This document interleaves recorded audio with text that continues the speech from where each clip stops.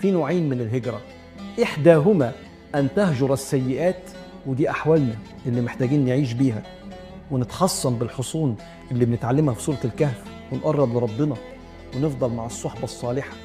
إحداهما أن تهجر السيئات، والأخرى أن تهاجر إلى الله ورسوله، ولا تنقطع الهجرة ما تقبلت التوبة، ولا تزال التوبة مقبولة حتى تطلع الشمس من مغربها، حينئذ طبع على كل قلب بما فيه وكفي الناس العمل. خلاص مفيش حد يقبل منه أي حاجة.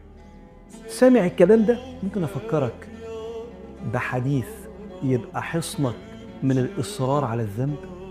حديث انت حافظه بس آخر كلمة ممكن نكون بننساها.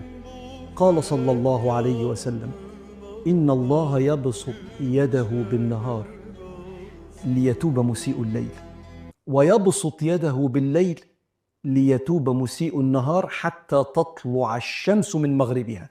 كل يوم الصبح احنا عصينا بالليل، الصبح الله بينادي على الناس نتصالح، ترجع لي. هو اللي بيعرض، هو اللي بيبسط ايديه كل يوم.